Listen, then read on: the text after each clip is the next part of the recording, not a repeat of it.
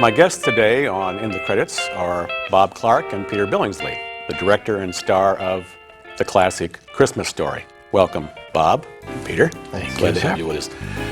Christmas Story obviously has taken on a life of its own over the last 20 years. This is the 20th anniversary.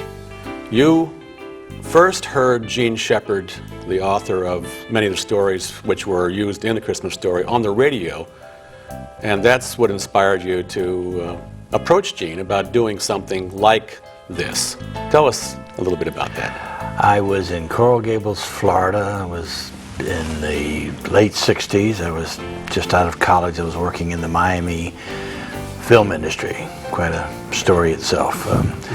And I was driving to a date in Coral Gables, and I turned on the radio and I heard this man telling this very strange story about Indiana and something about a light pole and all that, and I got quite fascinated, but I determined at that time I've got to know more. Who is this guy? And I started looking into Shepard. I got his book, and then I determined I had to do this as a movie. So that's how it all began, and that was a beginning of a 12-year sojourn. What am I talking about? Closer to 15 years to get the movie made eventually in 1983. You kept getting resistance from the studios who didn't see what you saw. Well, first I got resistance because I was a young filmmaker with no real films, a couple of very sleazy, low-budget films, but once I began to make some impact and even had done then Black Christmas and Tribute, which Jack Lemmon got an Academy Award nomination for, in a movie called Murder by Decree, which had all the great British actors. Brilliant Sherlock Holmes film. Right, but even then, I was not able to get the studios to do this little budget movie that I kept telling them was going to be something special. They resisted, narration was dead. Those were the various reasons. It just wasn't commercial, it was sweet, but until I did Porky's, and Porky's was a huge success, and then I had sort of control and power. They finally let me do Christmas Story, just really let the jerk do it.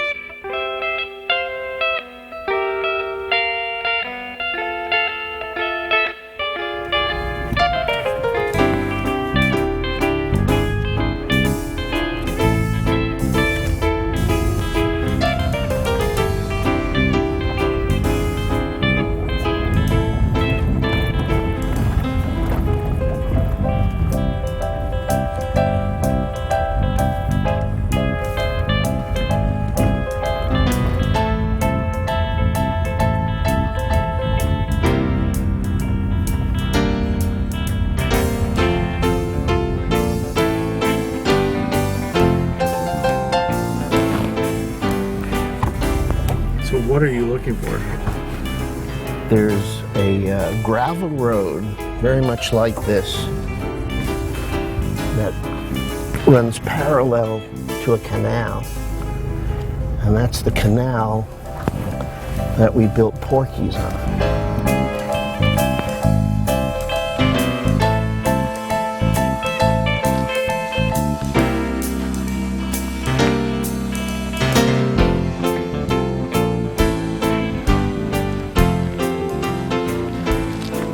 It's further now. It just keeps going. Yeah, it just keeps going. I think that just keeps going deep into the woods. Well, it could be anywhere around here. Yeah. Because after all this time and the growth and whatever has happened,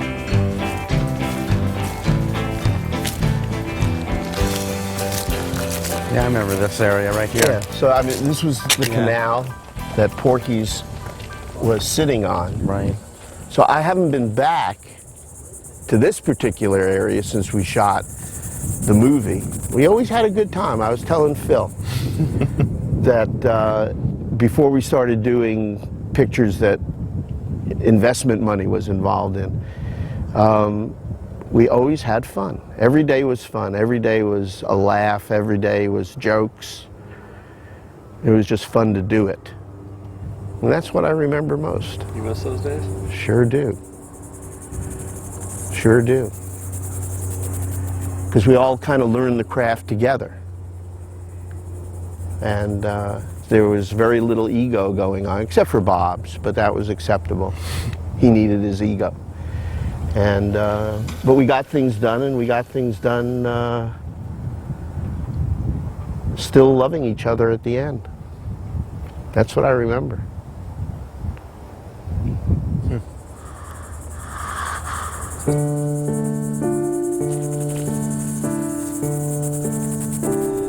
I believe the first person I cast in the production of Porky's back in 1981 was actually Kim Cattrall. Kim heard I was doing the movie. She had done tribute for me with Jack Lemmon. It had been her first major movie. She did very well, and I didn't think Kim would want to be in an outrageous movie like this. He said, "Are you kidding?" And he said, "I have a script. It's a comedy. And everybody's going to tell you not to do it, but you should do it because I think you're really funny as a person. I don't think people really realize how funny you are. And I think you're really sexy, and people just always see you as the girl next door. So let me help you change your life." Oh, it's turned me on. Really? Yeah. Yeah? Yeah. Yeah.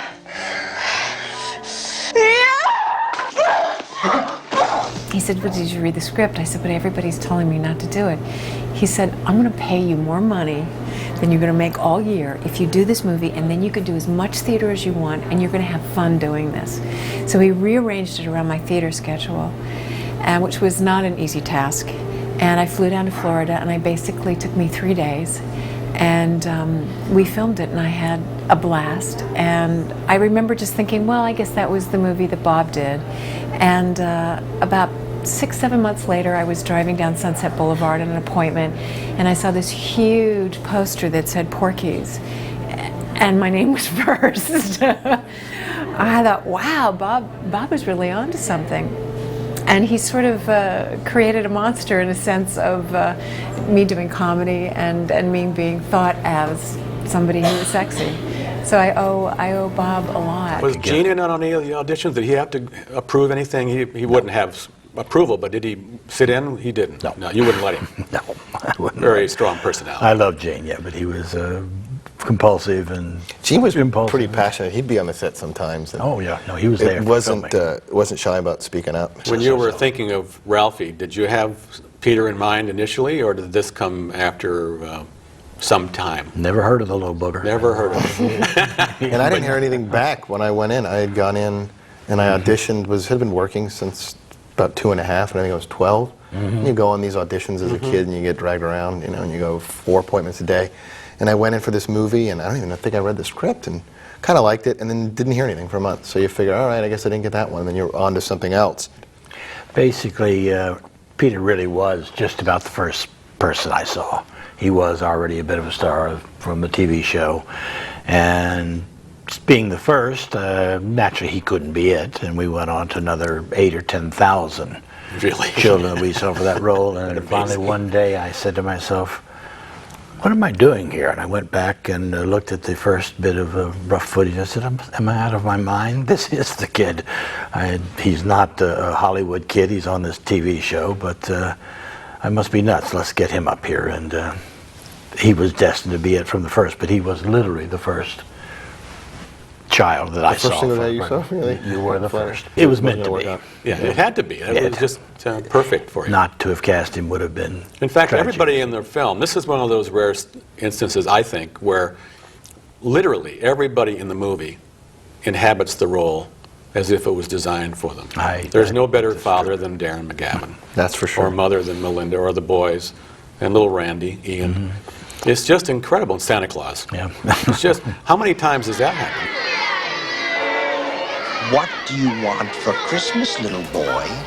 This is a picture of Dad and Ralphie. He's Dad to us. He's Santa to the rest of the world. I just wanted to thank Bob for picking my dad to play the part in A Christmas Story, because who can play that part more than my dad? I mean, just the whole character of being in the role of a Santa. This is the kid. And that's Jeffrey coming in upside down. The chimney. This is when I'm most proud of my dad. It looks very scary. Children shouldn't play with dead things, and directed by Bob.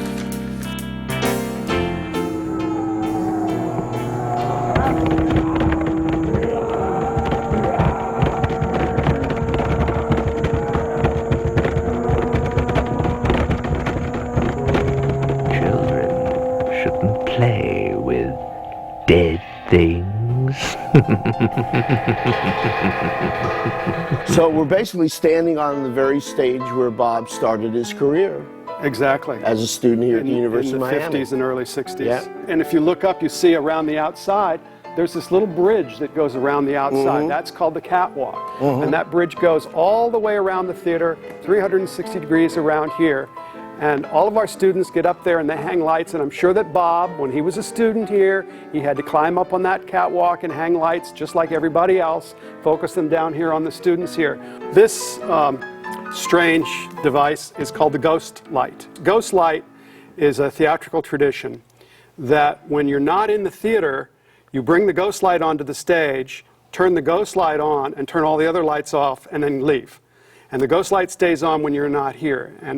And the rumor is it's to scare the ghosts of the theater away so that they don't come in and haunt the place when you're gone. Well, now you got me scared. No, don't be scared. The lights aren't off yet.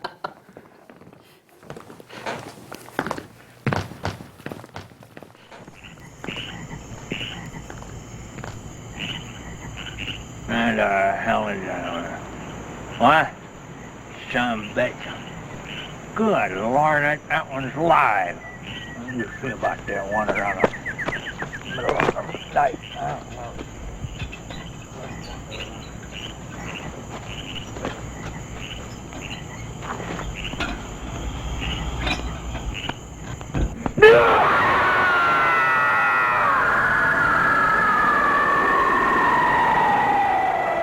Children shouldn't play with dead things. The title alone, somebody should remake it. Children shouldn't play with dead things, you know.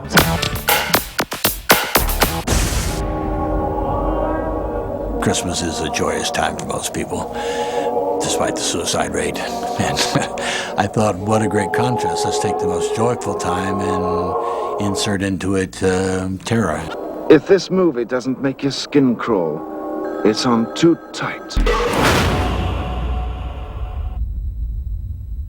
Then he began to tell me about the problem with the film was having with American distribution. And he explained clearly that they had changed the title was because they thought at the time that a title, Black Christmas, assumed that it was a film about black folks at Christmas time, and they thought that would limit the audience or something like that. So the film got kind of chopped off at its knees, running the race in the beginning, you know, and I don't think it ever caught up with what it might have been if it had come out properly, because afterwards a whole spate of horror-type films seemed to arise from the film Black Christmas itself, you know. Well, you know, when Black Christmas came out, I think it was 1974, early 70s, you look at it now and you go, okay, we've seen this a million times before, the killer's in the house, and we see the point of view of the killer, but you have to put it into context and realize that that was all brand new stuff in the early 70s. And you look at movies from Halloween to a lot of slasher films, some done very well, some done not so well, and you can see the influence of Black Christmas, certain themes that play out, the point of view of the camera. The idea that the killer's really inside the house, which of course spawned movies like When a Stranger Calls. The kind of breathing and the sounds of the killer, which again you see in Halloween. And of course the twist ending, which we got in just about every horror movie for about a decade and a half after that. So in its own way, made for a low budget, did make some money, but very influential. When a Stranger Called really did literally rip the idea off. It was rather direct. I've read, I don't know if this is true or not, but I've read over the years that you apparently a few years after this were planning a semi-sequel set around Halloween. And I did a movie 4 years later. I started a movie with John Carpenter, set in the Tennessee mountains with retarded people, and John was a great fan of Black Christmas. That's why he got Warner Bros. To hire me to do this movie. And he said, are you going to do a sequel to Black Christmas? And I said, no, I don't intend to do any more. Your film is my last horror film. I'm not in the business to be a horror filmmaker. It's just a good way to start a career. I'm not ashamed. I'm quite proud of him. And John said, well, if you did do it, what would it be? And I said, well, I would have it that the killer was caught. It's later that year, the next fall, and he has escaped, and he's going back to the sorority house, and I'm going to call it Halloween. the thought of blood on snow is just frightening. I mean, and the fact that they're all huddled in these houses, and when they go out you see the breath and the scarves. It's all very dramatic. I thought it was a perfect setting and a perfect time. Christmas time, when you're supposed to be joyous and everybody's dying. I think it happened just in the month it was supposed to happen. I remember Bob was very specific about what we were, as long as we got his dialogue in, if you added something that worked and that was, that added some kind of zip or character, he was fine with it. Otherwise, he just pulled you right back. Usually on most horror films you do get moments where you laugh when you're helping to dress the bodies and things, and the body sits up and then falls down in the middle of the scene, and then it's got to be picked up. But with this one, I think it was such a long time ago, and we were really pressured to do it, and we were all in this tiny little house, you know. Bob Clark was hysterical. I mean, him doing the voice behind the door. I didn't take it very seriously in terms of what the product was going to be and what it was going to end up as. So it was just a delightful surprise that it became this cult classic. And I don't think when it first came out it was a huge hit at all. Yeah. It just never went away, which is fun.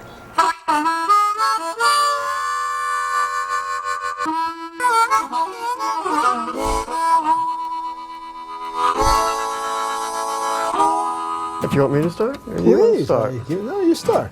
You were there before me. Okay. Well, we got to see, when I say we, the marketing department, distribution department at 20th Century Fox, got to see this screening of a movie one day called Porky's. And we didn't know what to expect. And when the screening was over, everybody was looking at each other, and there were a few people that absolutely loved and embraced the movie, and then there were a few people who didn't. But because what happened at that screening, some people really loved it and some people weren't sure about it.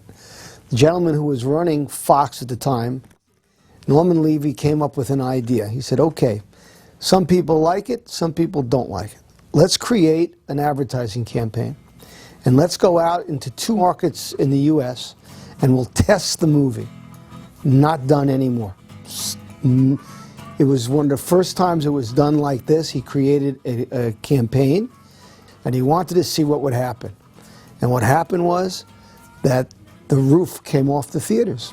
Kids just rushed.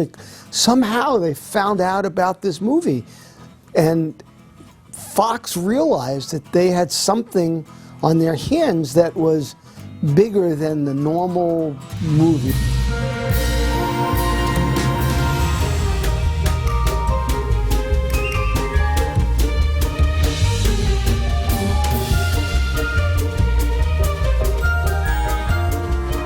Well, of course, Porky's was a huge success. And when it came out at the time, I remember seeing it and saying, wow, this is, because we're talking about full frontal nudity and the famous scenes with, Kim Cattrall, howling like a dog. I mean, that was cutting edge stuff. It was very raunchy.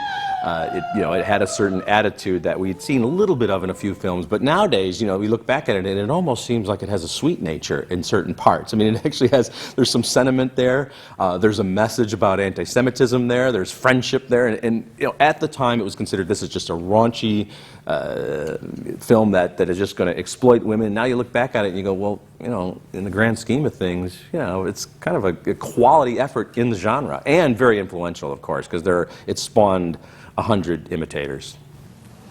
Bob also made a movie called Rhinestone. Right. The greenest state in the land of the free and the home of the great. How do you describe that movie? Rhinestone. We made a movie where Sylvester Stallone sang and Dolly Parton fought. That was a problem. That was just not conceived. Although it wasn't a bad movie, it was just not conceived well. He was coming off Rocky, and now he was singing, and she was coming off 9 to 5, and she was fighting. Something that didn't gel there. But it was a very anticipated movie. It just didn't work. Here's another 5-year contract, sweetie pants. It ain't over yet, Brady. Oh my God, if you don't wanna play in my fantasy, shut up! Stay Giving me a rhinestone ring! Baby, you take the... Yeah, I don't really remember the details that well, but as you remind me, there was an original director on the movie. I think I know his name, but I'm not going to guess. I don't know who started directing Rhinestone, but someone who got fired, I believe in some sort of a crisis with Sylvester Stallone. And somehow the director and Stallone weren't getting along, and Stallone, I don't know from what film, he embraced Bob Clark's work. Then Stallone requested Bob, and Bob was really hot right then because of Porky, so they brought him in. But you know, directors don't do movies just because somebody requested. They read the material, they do. I kind of remember Norman asking him to think about directing this. Now, Norman was the one who picked up Porky's. I think Bob had some sort of felt a commitment to, if that's what Norman wanted to do, that he would direct the movie.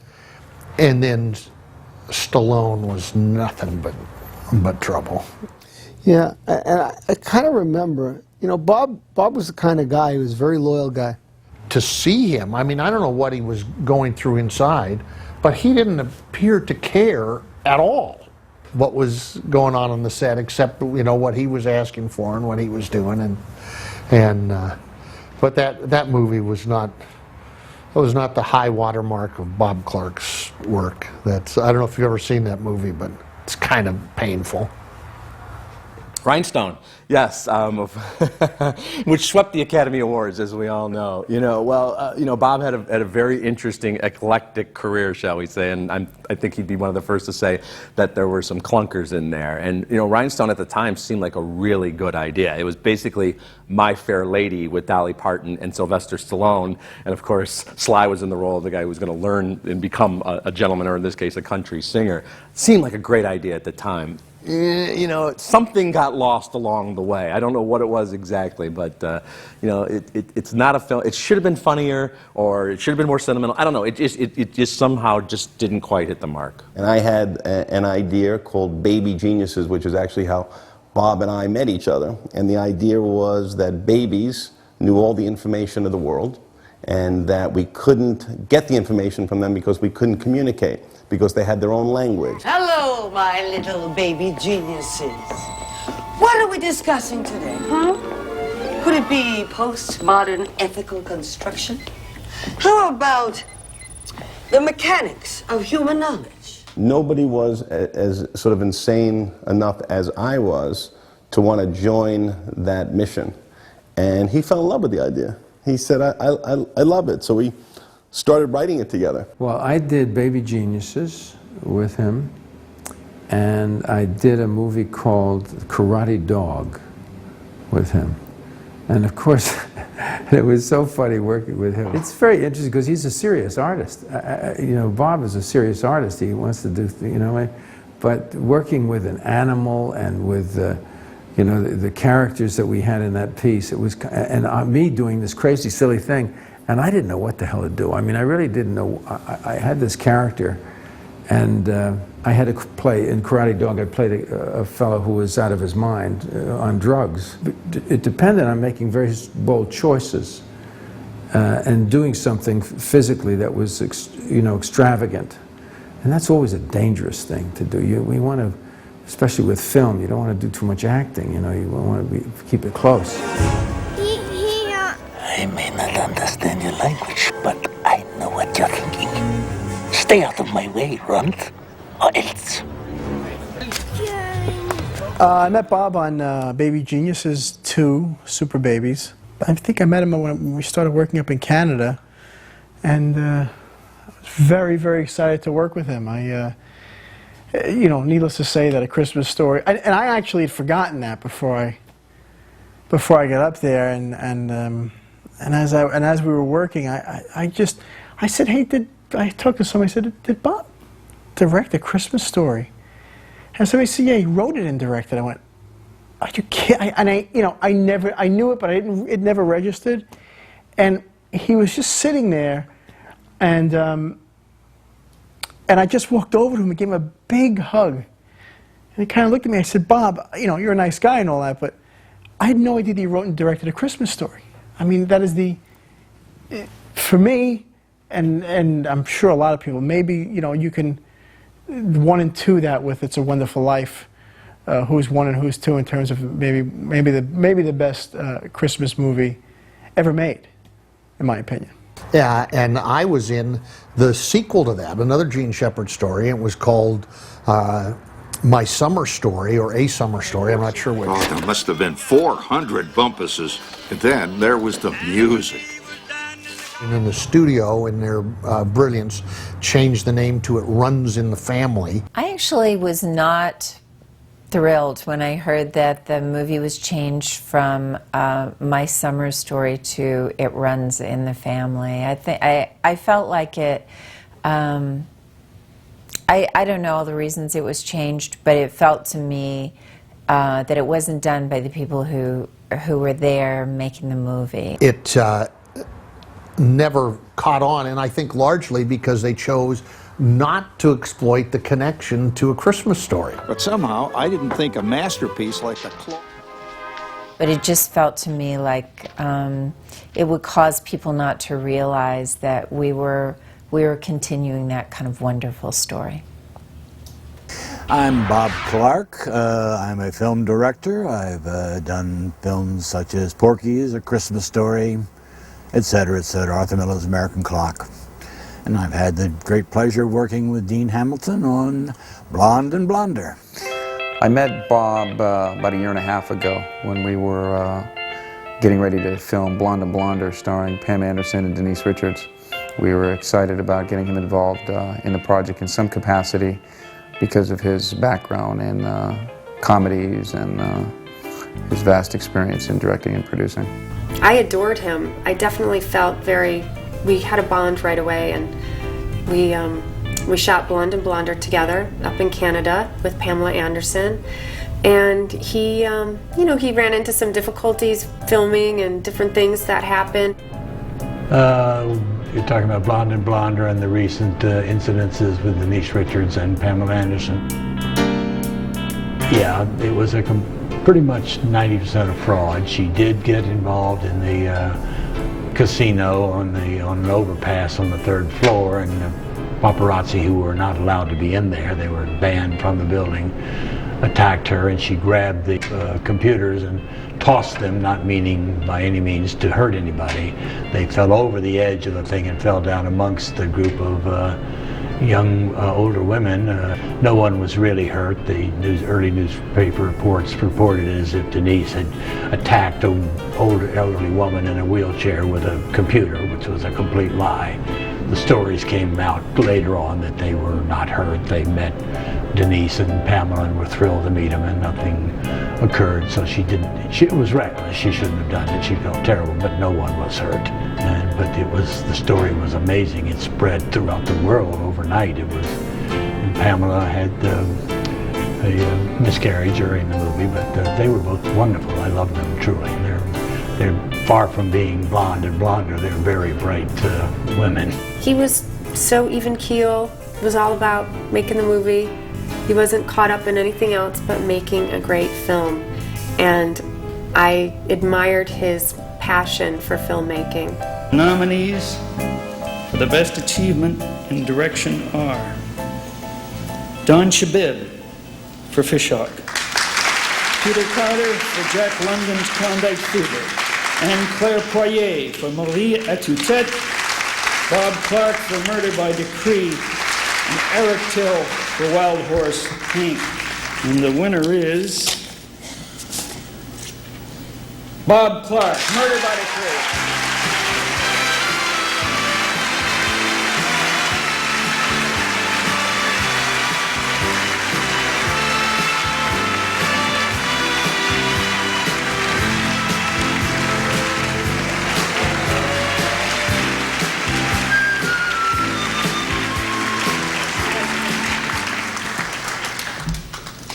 That was taught to me by Jack Lemmon, one of his very special tricks.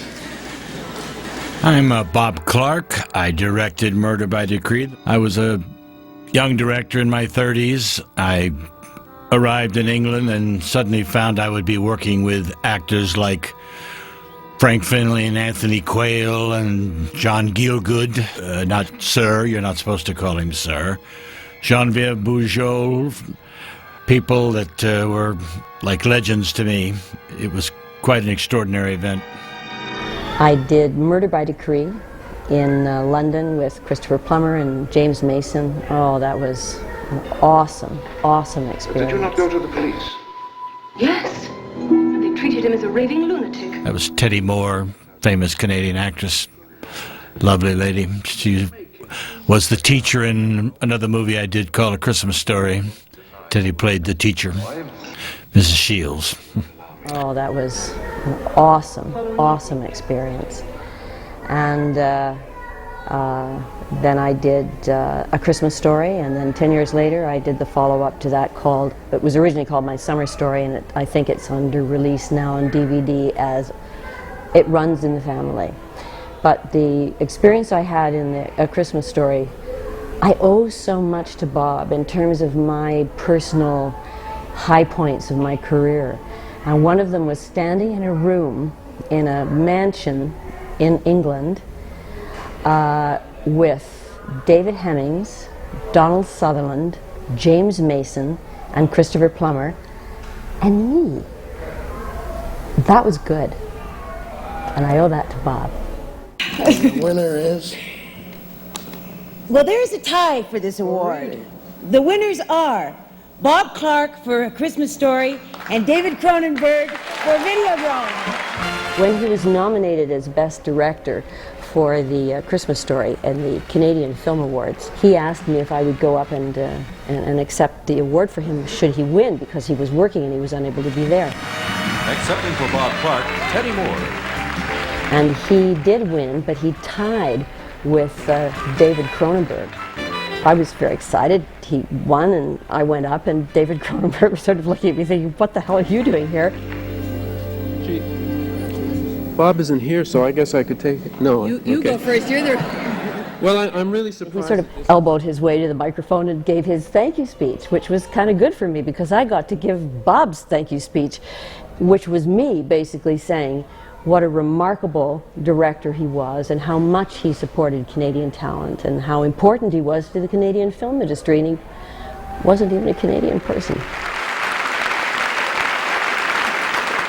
It gives me really great pleasure to be up here to accept this award because Bob is a smashing director, and he has had right from the beginning a tremendous faith in the Canadian talent and the Canadian artists, and he goes to bat for us in Los Angeles and says, I have to have so-and-so and so-and-so, and I'm awfully glad that you've honored him tonight with this award. Thank you very much.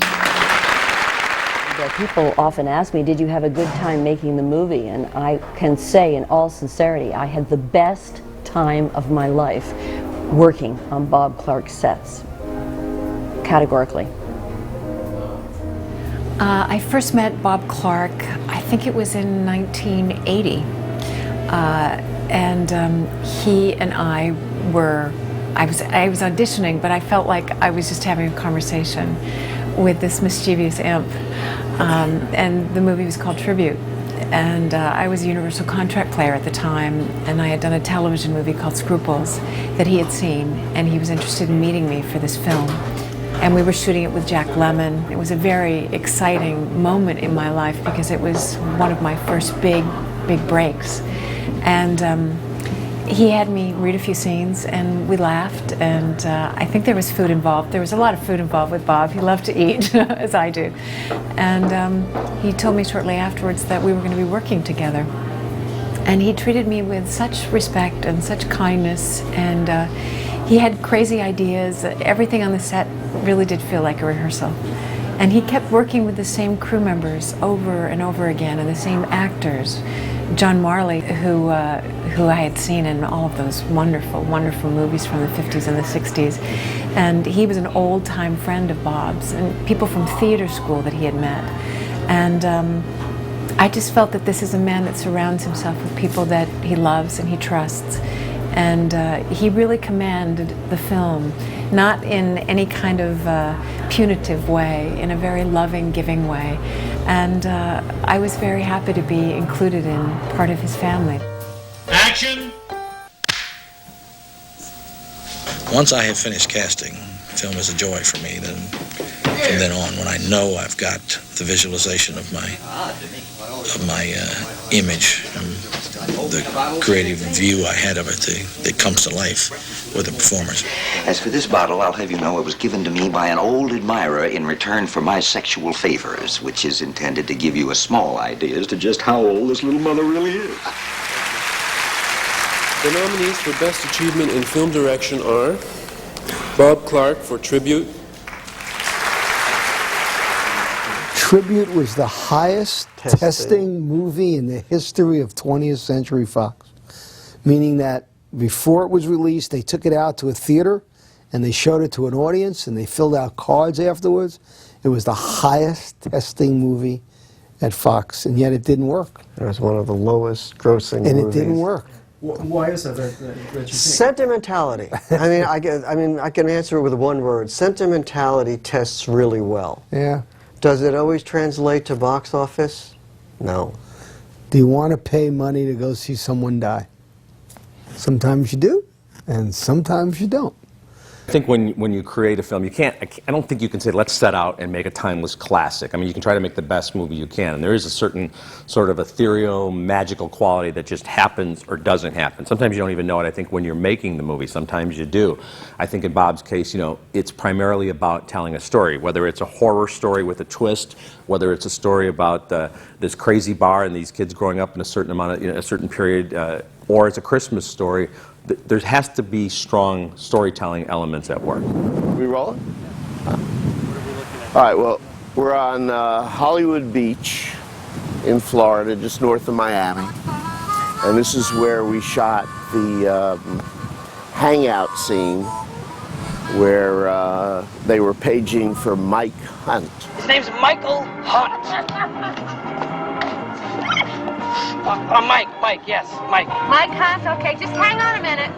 Is Mike Hunt here? Has anybody seen Mike Hunt? It looks exactly the same as when we found it. Of course, we dressed it, made it look like a beach hangout, and now it looks like it did when we first found it. Things never change. As you look at that movie, and I think a lot of what he does, better filmmakers will set up a frame and let actors live within that frame and hope to get something good.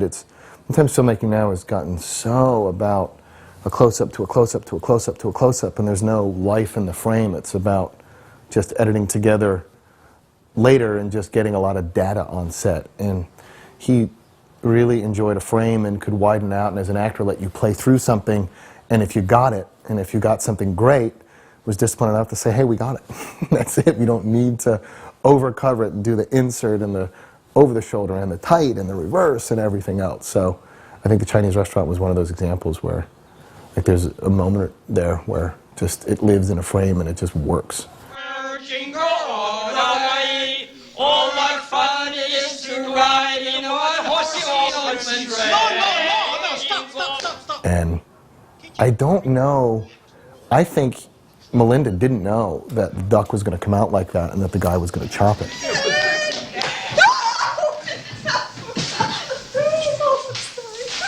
Oh, yes, it's a beautiful duck, yes, it really is. But you see... He would also do things like that, which is smart to get something very real out of you. So you would send the duck out and then chop its neck and you get a very real reaction from her. Okay? Beautiful. That Christmas would live in our memories as the Christmas when we were introduced to Chinese turkey. All was right with the world. As a filmmaker, he used a lot of tools, just irising and things that are sort of evocative of that time period and that were used in the 40s, and maybe a certain sense of wipes and how he used the camera.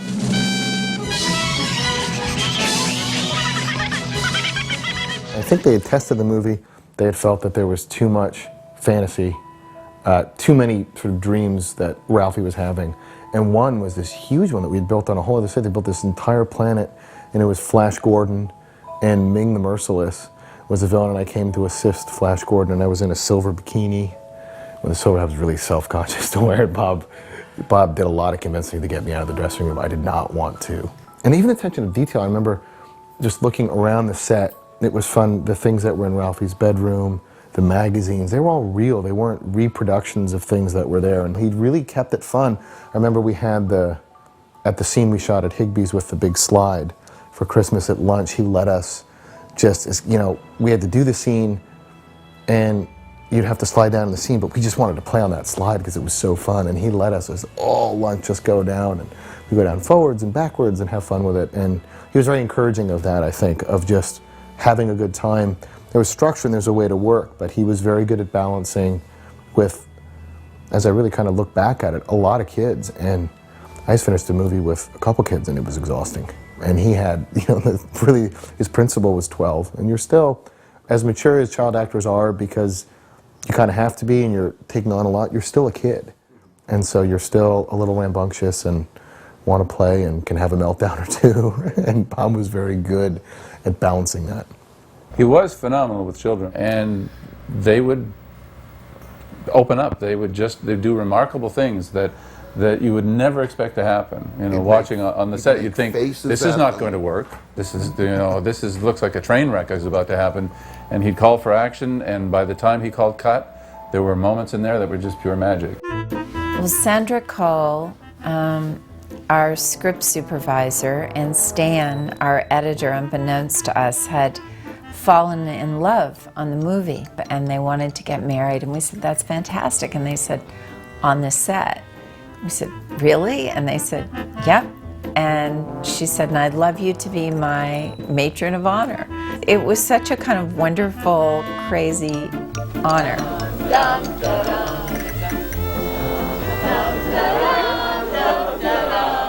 And the only problem was they decided to do it on the very last night of the movie. Stan and Sandy are delighted that you've chosen to stay here tonight.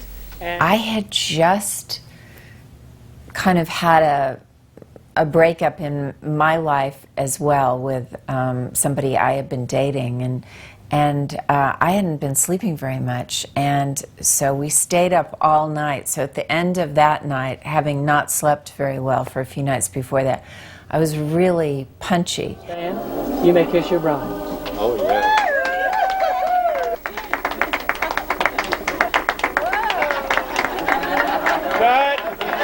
And I don't remember why it took so long, but it was one of those nights that we kept shooting and we kept shooting and we kept shooting, and I think there were lots of little shots that we left to the last minute, but nonetheless we all were there for this on the set impromptu wedding, and we toasted them, and the marriage has gone very strong all these years. And there must have been something magic in the air, because I went from that set, got on a plane, flew to San Francisco, where I had a meeting to see if I got along with Ted Danson so that they could approve me to play his leading lady in a movie called Pontiac Moon.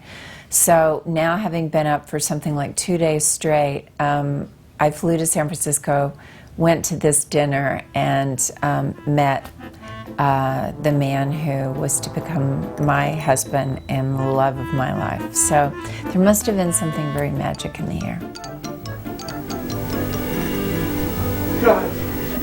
Bob was certainly not a perfect angel. You know, he had his own demons, but they weren't anything against anybody else. They were only, he only suffered in himself, you know what I mean, I think. And he was certainly much nicer to me than he more tolerant of me different times than I would have been looking back, you know. He had the ability to be forgiving to others, you know, but he had his own little demons that he was dealing with. Bob was telling me at one point that he was having some difficulties, and they sounded very odd. I couldn't figure it out. He said he sometimes forgot to breathe. He said he was forgetting to breathe. I said, how can anybody forget to breathe? It's something that, you know, he said he would find him so. I got the picture that I'm getting now, as I did then. It was that somebody who just somehow stops, closes up something, you know. Like me, he fought a lifelong battle with his weight. He was always overweight, and you'd go to his house to play poker, and he'd always be on some new regimen that usually involved supplements, and his counters would be lined with dozens, if not in some cases hundreds of bottles of all these different things that he was taking, and somehow never managed to lose the weight because he was still going to Wendy's and eating 3 double cheeseburgers to supplement the supplements, you know. And Bob Clark, you know, was take me as I am. This is who I am. He never was on a diet that I could ever see. He didn't really care. A lot of times his sort of curly hair was kind of lank around him. I mean, he always looked fresh, but you could tell that that was not his priority. It was all in his head and his imagination. Well, this is Gene Wilder. Gene Wilder thought he was Bob Clark for many, many, many, many years. If you've ever seen any Gene Wilder movie, he was actually portraying Bob Clark. Do you ever see Young Frankenstein? That was Bob Clark. You ever see Blazing Saddles? That was really Bob Clark. There's Bob. There's beautiful Bob and I. I remember Bob was like, yeah, totally like a mad scientist with his blue button-up shirt, his peach Snapple, and he loved Vegas. He loved the Treasure Island Hotel. Like, that was the hotel I would go and meet him at with my Uncle Stephen. We'd take drives up there and meet Bob and Ariel. And he loved to gamble. Here's a guy who can be the most prepared you've ever seen in handling, you know, hundreds of crew members, hundreds of actors, you know, millions and millions of dollars on a daily basis without a flaw. But I don't think he will probably get lost, forget his wallet, can't remember, can't get through an airport. But the best thing Bob did, I think for any director to do this, is when it's right, leave it alone. And don't say anything. Because you get in that rehearsal, a lot of times, a lot of actors, you rehearse the scene and you go, all right, he's not telling me anything, so what does that mean? It's either it's really bad or it's fine. And with Bob, you learn quick that it's fine. I tried to get this character that was a little nuts from the beginning, so you saw he was a little off. And Bob, I remember this first thing we had to shoot, and he'd set this thing up where I take this drink, and I did this insane response to it. Ladies and gentlemen, Hamilton Cave! And Bob was, oh, that's great. That's great. Just do that. That's great. Let's. That was the first thing. He was so enthusiastic. I said, oh my God, I'm going to be in trouble. He's going to get enthusiastic over every crazy thing I do. I'll be in a lot of trouble here. But he was in somebody to read you in. Yeah, I was trying to get somebody to take me down, and he was like, oh, that's great, go for it, you know. When I would read reviews, it would almost bother me less about what they said about me and more about what they were saying about Bob. Comments like, you know, what's he doing this stuff for, when I knew he wasn't phoning it in. There was this whole thing for a while between the, you know, the Look Who's Talking movies and Super Babies and that baby on Ally McBeal, where the idea of sort of turning little infants and toddlers into smart adults became a thing. And I was always kind of creeped out by it. I always thought that would have worked better as a horror film than a comedy. And, you know, the Super Babies thing, they all kind of talked a little bit like they were auditioning for Last Comic Standing. And I would laugh at, I'd read reviews on it and acting like we were trying to create, you know, Citizen Kane or something. It's a little kid's film. It was made for kids to enjoy. And just you read these reviews that were so off topic. No, I mean, I think it upset me more than it did him, it seemed like. Even though I knew it was coming, it's just, you know, like reading that stuff. Look at the whole of Bob's career. There were all these peaks and valleys, artistically as well as commercially, and different reasons for taking different projects. And I think when you go into something like Baby Geniuses, you think this is going to be a huge hit. I mean, the Look Who's Talking movies were huge hits. So, and you say, hey, we're going to make this funny, it's going to be entertaining. He probably didn't think going into it, this is going to become another timeless classic on the order of A Christmas Story. But you know, if you have one of those in your career, you're ahead of 90% of the directors that are out there. Bob's work has, I think he's gotten a lot of recognition recently as really being a film pioneer.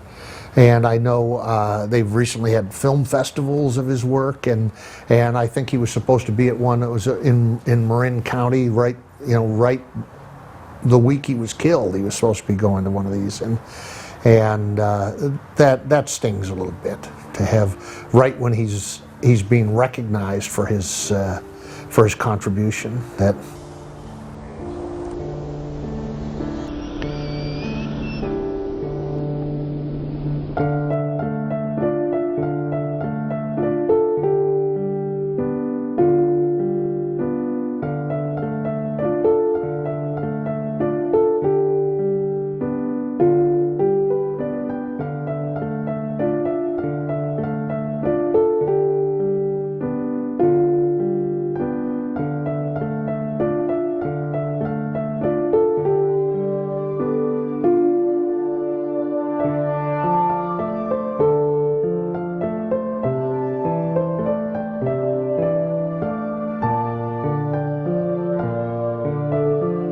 This is a great loss to the artistic community as well as my own personal loss. So it's one of those losses that spreads out and keeps going. And it's not going to go away because A Christmas Story isn't going to leave my life or anybody else's. And so every year I will think of him. It was a life that ended way too soon, and I miss him. I really miss Bob. And Ariel, he didn't even get a chance, you know. The whole area of drunk driving and reckless driving, I don't comprehend what our national response is to that. Now, we're right now in the, what, 5th or 6th year of this huge debacle we started in Iraq over the bombing of the World Trade Center, where 3,500 Americans were killed, which was hideous. But since that time, every year we kill 30 or 40,000 people with our automobiles.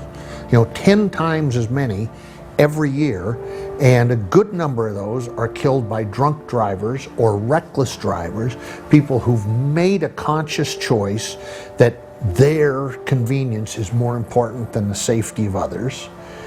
And we don't seem to have any national urgency about that. You know, it's 100 people every single day wiped off the face of the earth, and we don't want to be inconvenienced, so we don't say anything about it. And it's guys like Bob and Ariel who paid a price for that, you know? Think if we had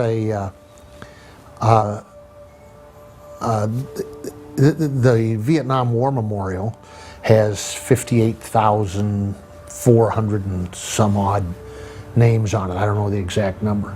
Think if we put a wall up and put the names of everybody who's been killed by a drunk driver, where would you put it? You know, all along the border of the U.S. and Canada, would that be enough? 20 foot high, it would go on forever. It would circumnavigate the earth. And I don't know what we can do about it, but I'm tired of it.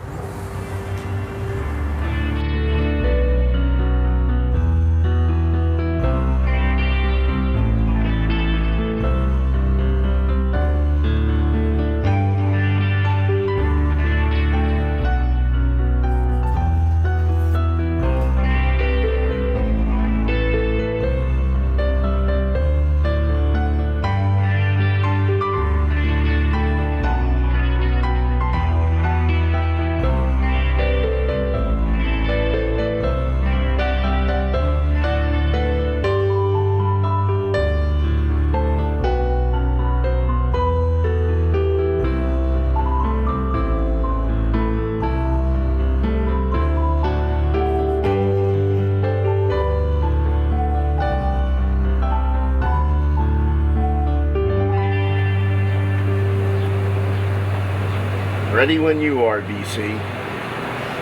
For this, even the small amount of time that I worked with Bob on the movie, it was just, it really felt a loss because there was just something about him. He was always just that funny, laid-back guy, and he told you what to do, and he knew what he wanted, and he worked with you to get what he wanted out of you. And I will always remember when we were done shooting up on the mountain, how he used to jump on the slide and take the slide down the stairs, and the whole mountain would move. It would just kind of lean a little bit, and that's one of my fondest memories of him is doing that. And the first time I met him was when I was getting fitted for my costume. And he came, rumbling in, and he wanted to see the hats for the elves. And I'm standing there, and they put this thing on. And he goes, well, I want you to shake your head and do this and that. Bell's and he goes, oh, no, that's got to be longer. It's got to be right in his face. Hurry up, the store's closing. And my first experience with him and working with him was it was great. It was a great experience for me. Oh, I wish we had this footage, but when we were doing the dinner scene, one of the things Bob liked was that laugh that I had. So he didn't want to fake the laugh. He wanted the laugh. So in order to get that, he had to make me laugh. So there's just this great shot that I remember seeing in the dailies of me at the table and just Bob running in and just tickling the hell out of me and then jumping out of camera and just running back in and tickling me some more. I mean, reality is Bob was 12. He may not have been in years or in his experiences, but his mental outlook on life was a child. He really was. He was a kid inside. We're all kids inside to a certain extent, but Bob really had always, I think, held on to that feeling of his childhood, especially with this project. I have really wonderful memories of Bob, and I get reminded of that when I see his films, especially Christmas Story at Christmas time. I mean, that to me personifies Bob.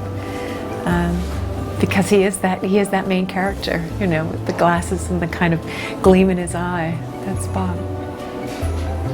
I first met, I guess Bob and I bumped into each other a couple of times, and we just expressed our affection for each other according to the, love of the film, different films. And I loved The Christmas Story. It was such a well-made film and beautifully done and so delicate and it's a beautiful film, So, and I've always thought that Bob was at the center of that, you know what I mean? Bob was the kid, Bob was the father, Bob was everybody in the piece. That's what I thought.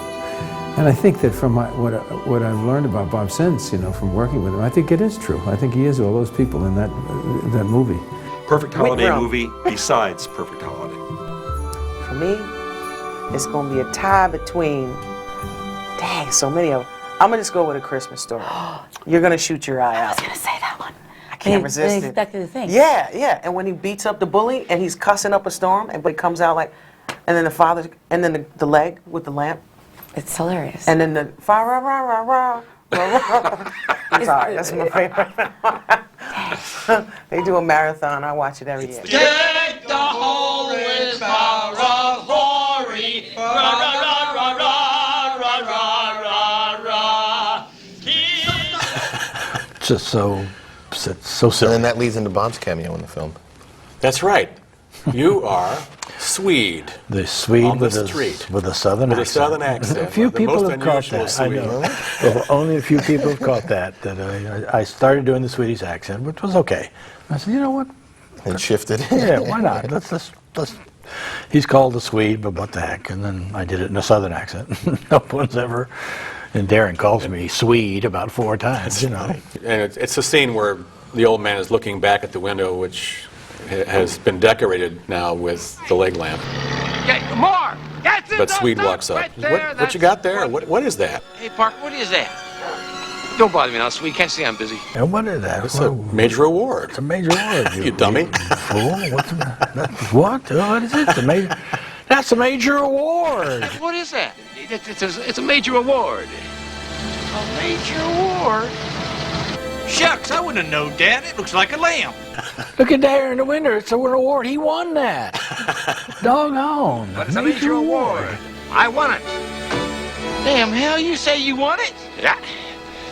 Mind power, Swede, mind power. It was a spur of the moment thing. I realized he needed to play off somebody to make his comments. And you would be the perfect choice. Of course. So why not? But why not? The nomination didn't come down. Right. I was bitter. He actually blamed it on Darren for not giving him enough. Right. What is your favorite scene in the movie? We'll get on. I think it's mine. I think The odd one, the oddball scene, is the Chinese restaurant. That was your creation. It says we'll go out for dinner. But we needed the finale so that and the chopping off of the duck's head. Okay? Beautiful. There are other scenes that are so wonderful, for me anyway. When we talked before, you said that you probably most enjoyed the last scene where the father and mother are by themselves looking out the window. Because that just, to me, that encapsulates the entire meaning of the story. Yeah, the movie has so edgy, but they had been so hostile to each other essentially throughout the movie, yet you knew they had affection. That's right. And you saw it only in the end of the movie, that slight moment with Silent Night, one of the most classic cornball Christmas songs, but it may be corny, but it's still great. No, it works beautifully. And he puts his arm around her waist, and she just slides her arm around his shoulder, and we're seeing the snow and this thing, and we know the kids are safe upstairs, and Ralphie is cuddling his rifle. Well, now if you hear all that described, you would say, oh, that's right. But it's not, because there's such heart and conviction, and I think hard-edged truth through the movie. That was the hallmark of Shepard's writing, I think. He always touched the reality. Yeah. But the sense that I got was that here were two guys that were just so passionate about the film they were making. It had been really a long journey. It was, really Gene's words. It was so much of your vision, and it was such a different experience for me. I had been involved in two much bigger budgeted pictures, Paternity with Burt Reynolds, which really did not do well. And then a movie called Honky Tonk Freeway, directed by John Schlesinger, that in '79 was $26 million. They bombed.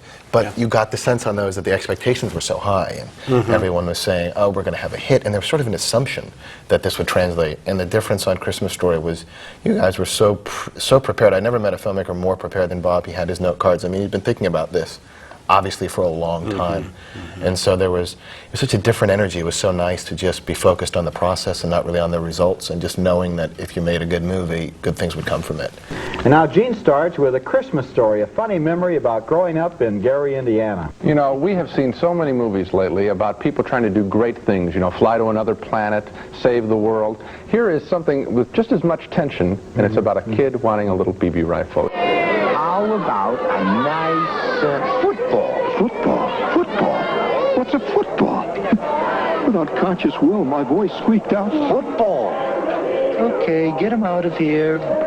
A football? Oh, no! What was I doing? Wake up, stupid! Wake up! No!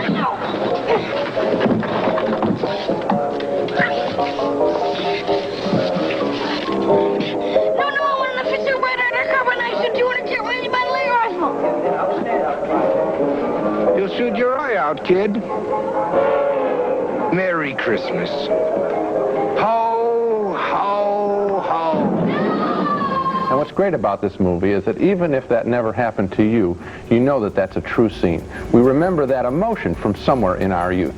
A Christmas Story is full of wonderful scenes like those. It's a fragile movie, no sex, no violence. I really wonder if anyone is going to see it. I sure hope they do.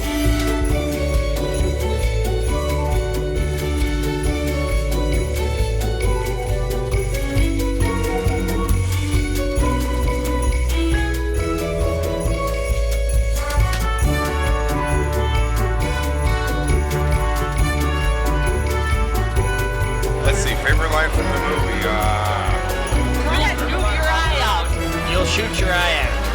You'll shoot your eye out. My favorite is Laramika. Shut up, Ralphie. What a great lamb. I'm stuck. Your husband? No. I'm gonna cry, baby. I guess my favorite, because I say it all the time now, is Oh Fudge. Yeah, Oh Fudge.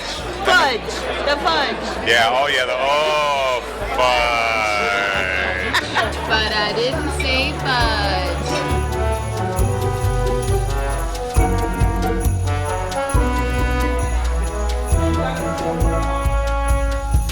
It's smiling at me.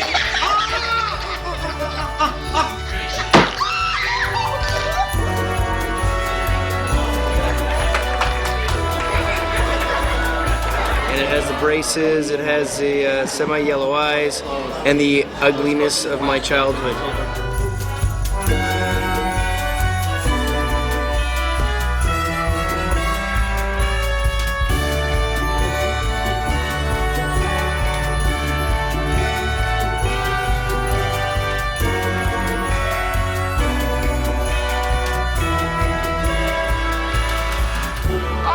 See what it looks like from out here. It could be seen up and down. I'll tell you, my guess is either nobody will go to see it or millions of people will go to see it because it will catch on. It's the kind of movie that everyone could identify with. And from those clips, we might have given the impression that it's sort of a Norman Rockwell movie, but in a way, this is Norman Rockwell as filtered through the pages of Mad Magazine or the National Lampoon, because Gene Shepard has an edge to him. Yes, he does. And in this material, he's kind of satirical, and he kind of remembers the bite and even the violence of being a kid and thinking about things so passionately that there's just no room for compromise. It's a wonderful film, and it was directed by, of all people, Bob Clark, who made two of the films that you and I hate the most, Porky's 1 and Porky's 2.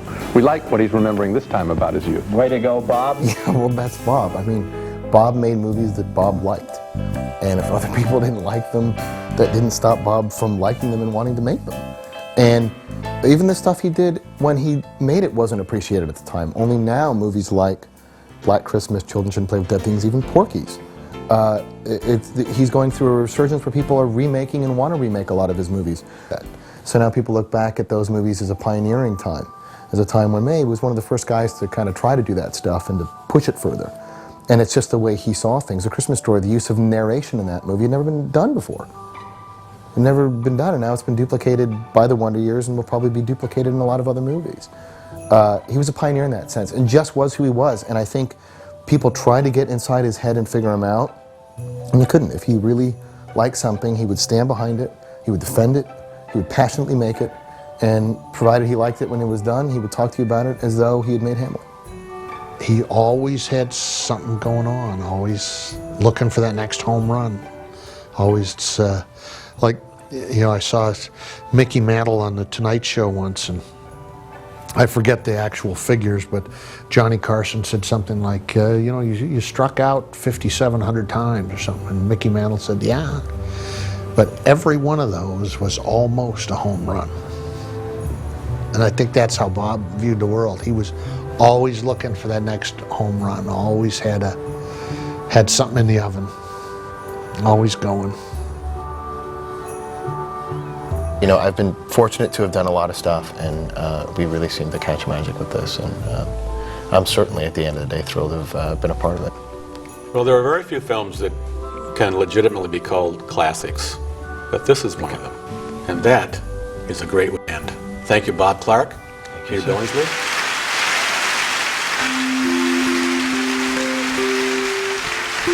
Well, this is Bob Clark. I'm so appreciative that you like this movie. If I were to make the film today, I really wouldn't do anything that much differently. If I had $50 million, I don't think I could make a better movie.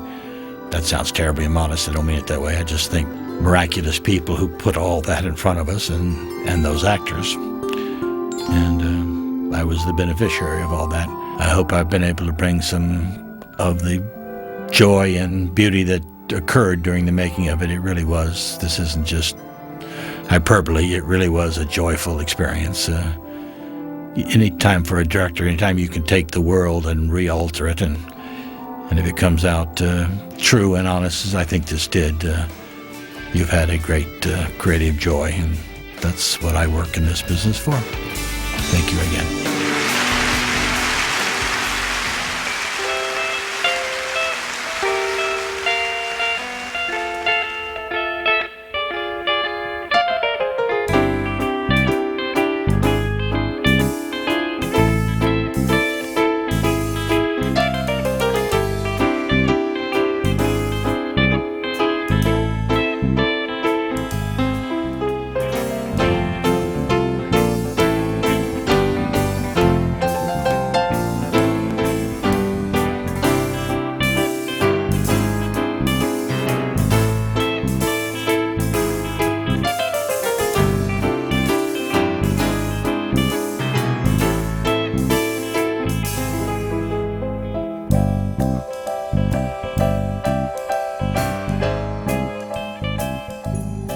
my fondest memories of early virginity, obviously, were Porky's.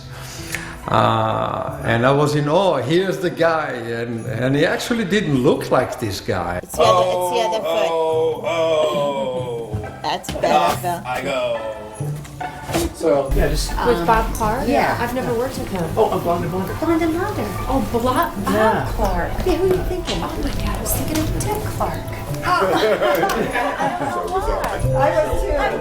Honey, I was there with you. I was there with you, buddy. Okay. Oh my God, my daddy. Bob Clark. I took a reshoot. That's funny. I remember somebody telling me about in Porky's 2 that he stood up naked on top of a platform so that everyone else would Sorry, feel I missed comfortable that. running through. I'm gonna get one of these just for those pewter pieces. Did you see this? They have the leg lamp. They have the little brother in the snowsuit.